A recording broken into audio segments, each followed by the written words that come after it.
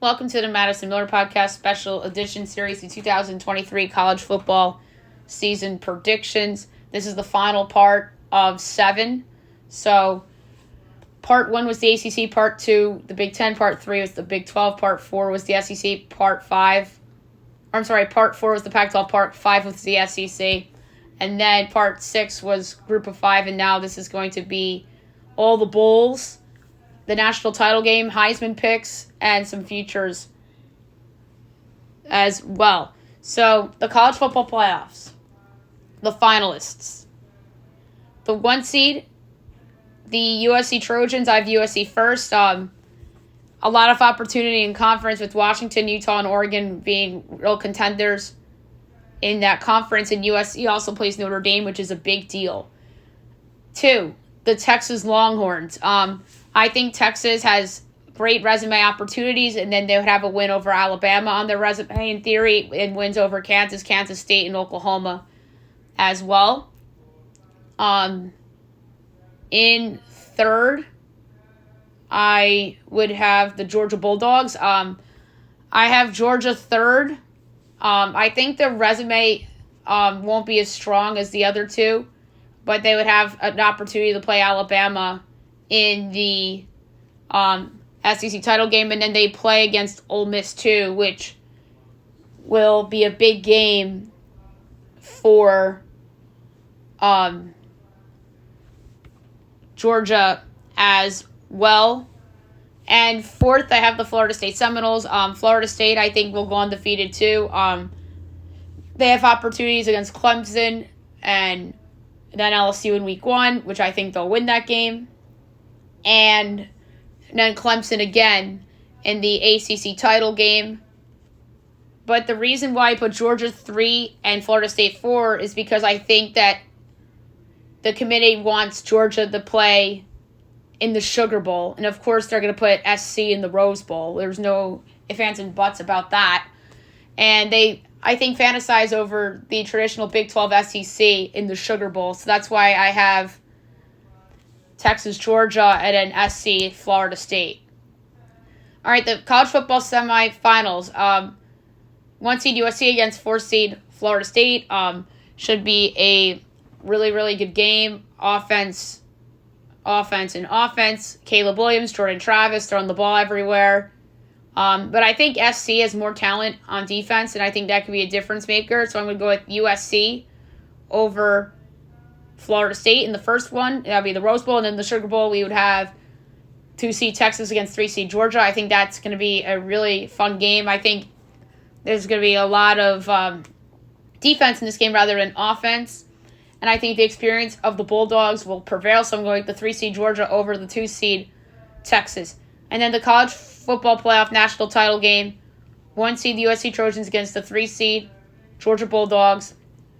Again, I think this is star power. The 2-time reigning champs against the reigning Heisman Trophy winner. It should be a ton of fun with those 2 teams going back at it. But we are uncertain about Georgia's quarterback situation this year. Stetson Bennett was so good for them. And it's undetermined whether the quarterback is going to be an upgrade or a downgrade for them. So I'm going to go with who I believe is the best team in the sport this year, and that's the USC Trojans over the Georgia Bulldogs for the 2023 College Football Playoff National Championship. And for the MVPs of the game, we'll go with Caleb Williams on offense for SC. And the defensive MVP, let's go with the safety, Kalen Bullock. I think he's a pretty good player. Maybe he picks off Georgia's quarterback a few times. All right, the New Year's Six Bowls. All right, the Cotton Bowl on December 29th. And I want to pull up the times and the channels for all the games as well. So the Cotton Bowl would be 8 o'clock p.m. on ESPN on December 29th. That is a Friday night. And it's for the Cotton Bowl. It's usually the Orange Bowl that's the Friday night game. Or some night game, but it's the Cotton Bowl this time. So I'm going to go with Penn State against North Carolina in the Cotton Bowl. Two teams that I expect to have big years, Drake May and on North Carolina, and then the star running back, Nick Singleton on Penn State. That should be a super fun game. December 30th, noon on ESPN, the Peach Bowl. Ohio State against Washington. That's a good game. Ryan Day and Caleb DeBoer, two really good players and coaches. Two good coaches and a ton of good players on the team. And then so that should be a lot of fun with Michael Penix Jr. and Marvin Harrison. And that's your stars in that game. The Orange Bowl. This is the juiciest Orange Bowl that I could remember in a long time. 4 o'clock, ESPN on December 30th. Clemson versus Alabama. Yes, Clemson, Alabama in the Orange Bowl. A ton of fun. You have Nick and you have Dabo, and then you're going to be hearing all of the rumors about Dabo replacing Nick, just like we've heard in the past. We have a ton of talent. Bo Collins, Will Shipley, Cade Klubnik at quarterback. And then Bama, we don't know who their quarterback's going to be. They have Ja'Cory Brooks and Jace McClellan and a good offensive line. Dallas Turner on defense. Kool-Aid McKinstry on defense. So a ton of talent in that game for sure. And on New Year's Day at 1 o'clock on ESPN, the Fiesta Bowl, UTSA against Notre Dame. I think UTSA goes unbeaten. And I think they're going to have a season similar to that Western Michigan team from several years ago. And then didn't Tulane go undefeated or have a great season last year? They went 12-2. And then Cincinnati is another good one that had a phenomenal year. Oh, I'm thinking of UCF.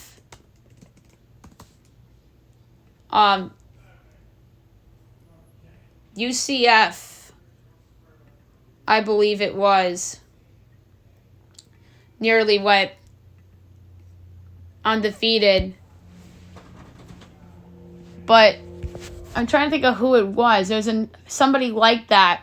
But we've had some great group of 5 teams in the past, and I think UTSA is going to be another one. And then Notre Dame is Notre Dame. They're usually in the Cotton Bowl or the Fiesta Bowl or the Orange Bowl. But I have them in the Fiesta Bowl, and they can absolutely make the college football playoff. And I am going to predict that the number 5 in the final rankings is actually going to be Notre Dame. I think Notre Dame is going to be awesome, and then they're going to have that win over Ohio State, who I have 6th. So that's going to be my pick to finish 6th. I think Clemson's going to be 7. Or Clemson I have beating Notre Dame. So I'm going to pick Clemson 5, actually. Notre Dame 6. Ohio State 7. North Carolina 8. Alabama 9. Because they're Alabama. Washington 10. Penn State 11. And UTSA I think is going to be like 13, 14. And I think Michigan will probably be 12. That's my guess for like the final rankings. All right, the other bowl games. There's a ton. We'll start with the usual suspects. December 16th, the Bahamas Bowl, 11 o'clock on ESPN. I am going to project UTEP against Toledo. Celebration Bowl's MEAC SWAC. That's a hard one to predict. That's on noon on ABC. New Orleans Bowl, 2:15 ESPN. I have Western Kentucky against South Alabama. The Cure Bowl, 3:30 p.m. on ABC. I have Liberty and Georgia State. The New Mexico Bowl, 5:45 on ESPN on the 16th. I have Louisiana Tech against San Jose State. The LA Bowl, that's 7:30 on ABC. I have Boise State against Washington State, December 16th. The Independence Bowl, I have UCF against Oregon State. That's 9:15 on ESPN. December 18th, 2:30 on ESPN, the Myrtle Beach Bowl. I have Eastern Michigan and James Madison. December 19th, the Frisco Bowl, 9 o'clock on ESPN. North Texas against TCU. The 21st of December, 8 o'clock on ESPN, the Boca Raton Bowl. Fresno State against Appalachian State. December 22nd, the Gasparilla Bowl, 6:30 on ESPN. Memphis against Florida. December 23rd, the Birmingham Bowl. That's noon on ABC. That's going to be a loaded day. UAB against Mississippi State. December 23rd, I have the Camellia Bowl, noon on ESPN. Ohio against Coastal Carolina. Armed Forces Bowl, 3:30 ABC. Tulane, Iowa State. Idaho Potato Bowl, 3:30 on ESPN. Miami of Ohio against Troy.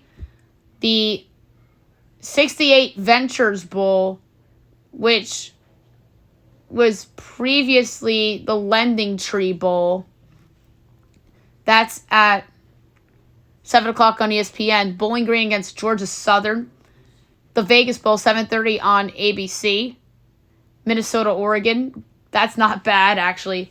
And then the Hawaii Bowl, 10:30 on ESPN. It's actually going to be on the Saturday this year, the Hawaii Bowl, because it's usually on Christmas Eve at night. Because of NFL, they're not going to do it. Rice, Wyoming is my projected matchup. December 26th, the Quick Lane Bowl. I have Northern Illinois against Illinois, so that's actually pretty funny. That's 2 o'clock ESPN on December 26th. And then 5:30 on ESPN on the 26th of December, Baylor against Air Force. The Guaranteed Rate Bowl, 9 o'clock on ESPN, Texas Tech, Iowa. December 27th, the Military Bowl, 2 o'clock on ESPN. I have Navy, Syracuse. And yes, Syracuse is one of the only teams that I have in a bowl that I have finishing with less than 6 wins. And I said the other one too, and that's Florida and the Grispilla Bowl. The Duke's Mayo Bowl, 5:30 ESPN. Wake against Kentucky. December 27th, the Texas Bowl, 9 o'clock on ESPN. Oklahoma, Tennessee. That's a pretty good game. December 28th, Fenway Bowl, 11 o'clock ESPN. SMU, New Mexico State. Following that, 2:15 on ESPN, the Pinstripe Bowl. So Fenway Park and Yankee Stadium, back-to-back in bowl games. So that is pretty fun. Pinstripe Bowl, I have Pitt, Wisconsin. The Pop-Tarts Bowl, 5:45 on ESPN. That is Louisville, Kansas State. The Alamo Bowl, 9:15 on ESPN. Kansas, Utah. That's a really fun game. Cam Rising and Jalen Daniels.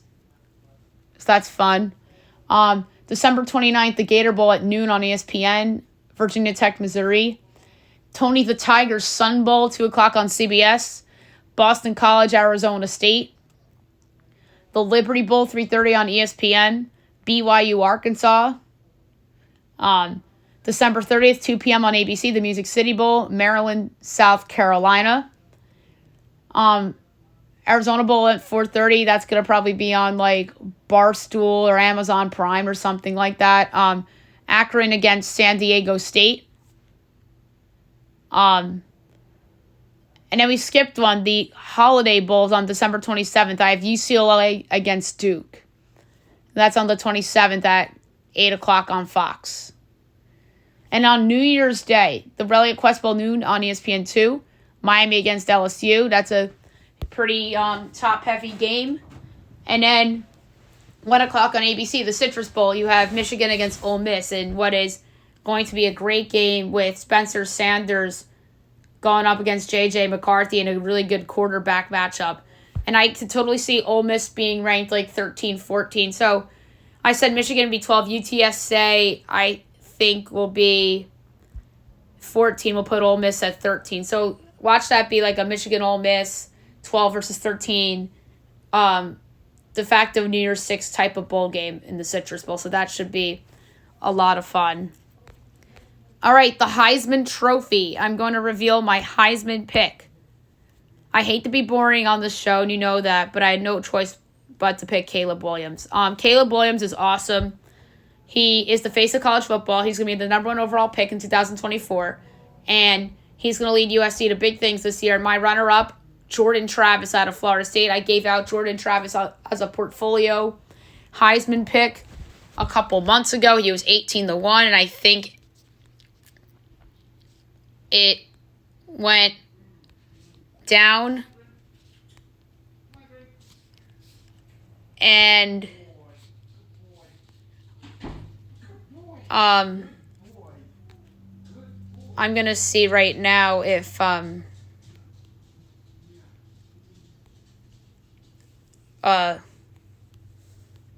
I still have that number.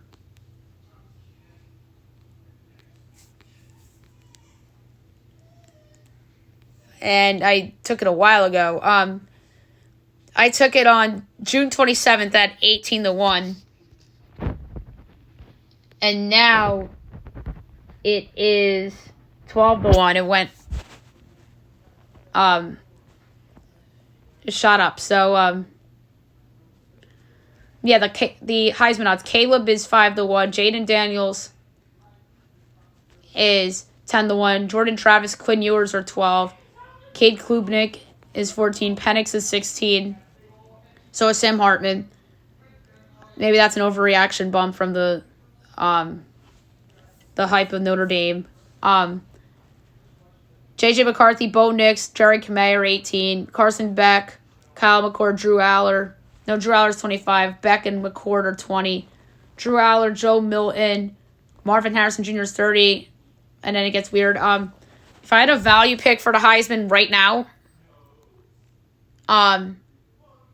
I would personally go with a couple. There's somebody I thought about, and I didn't see his name on here yet.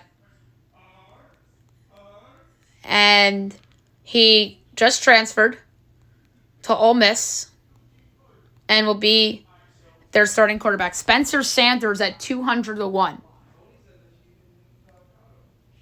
Isn't that great value? I think it's great value. So Spencer Sanders, 200-1 to win the Heisman is my favorite value play. Although I also really like Cam Rising at 80, Nick Singleton at 80, Will Shipley at 80, Blake Corum at 50, and even Drew Aller, the Penn State quarterback at 25, is actually pretty good too. But I like the Singleton number better because I think that Singleton is awesome. The national title. Georgia's 220, Bama 6-1, Ohio State 7-1, Michigan's 850, LSU's 12, Clemson 16, SC and Penn State are each 20, Florida State and Texas are 25, Notre Dame's 30, Washington's 40, so is Tennessee and Oregon, and it gets weirder. USC at 20-1 is my favorite value play on the board. I love it. Totally love it. And I have them winning the title, so I love it. 20-1. That's it. Although Texas at 25 and Florida State at 25-1 are awesome numbers too. And so is Notre Dame at 30-1. I really like those four in particular. The college football playoff. So Georgia's the only minus at minus 220. Ohio State's plus 150. Michigan's plus 125. Bama plus 155. USC 250. Texas 320. Clemson 320. LSU 340. Florida State 380. Penn State 460. And then everybody else is over 5-1. Value, anybody at double-digit odds that I consider. Call me crazy. My favorite from a long shot standpoint to make the playoff. The Kansas Jayhawks at 160-1. Call me nuts. I don't think they're going to make it, but I have them winning 10 games. And maybe they beat Texas in a shootout. Jalen Daniels is awesome. One of the better quarterbacks in the conference. but a lot of people seem to think that they may take a step back. But that would be my long shot pick if I had a long shot pick to win the title, to make the college football playoff. Kansas at 160-1 would be like my long shot to make the college football playoff in 2023. And if there's any shorter ones that I like, Florida State at plus 380 is pretty good value. So is Utah at 10.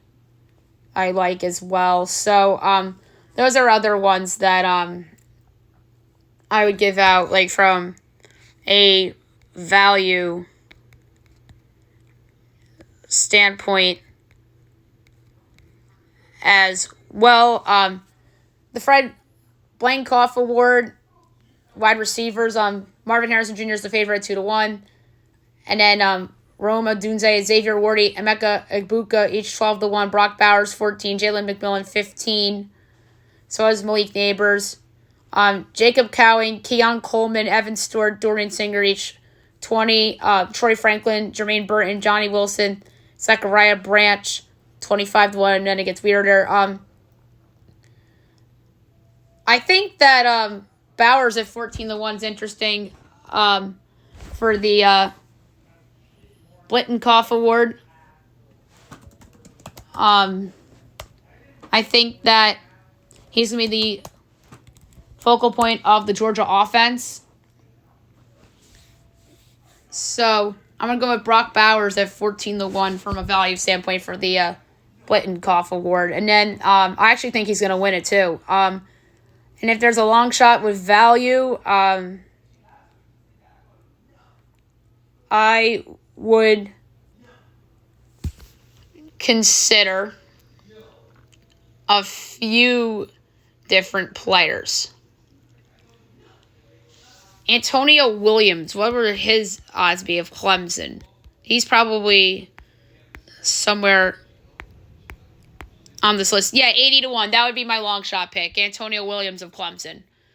And then Johnny Wilson of Florida State, I saw he's 25-1, but I think there's better value on Antonio Williams of Clemson if there was a longer shot. And then the Doak Walker Award, Quinshon Judkins is the favorite at 5-1. Raheem Sanders is 7-1. Nick Singleton and Braylon Allen 9-1. Blake Corum, Trey Benson, Will Shipley all 12-1. Trayvon Henderson 16. Audric Estimene 19-1. Jace McClellan, Bucky Irving each 20. Donovan Edwards, Rasheem Ali, Kendall Milton 25. I actually think that Corum has value at 12-1. I really do. That's a good offensive line at Michigan.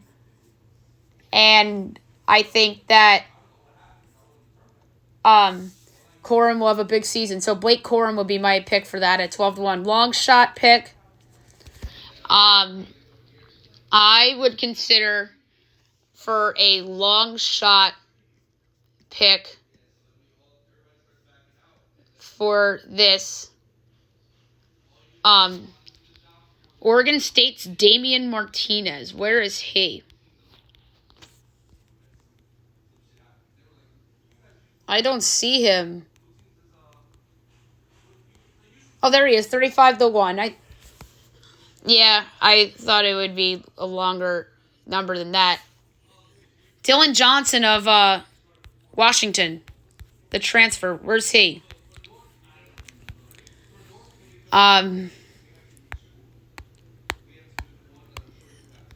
Dylan Johnson. I can't even find him on the list. I don't see odds for him. And how about Trayshawn Ward of Kansas State?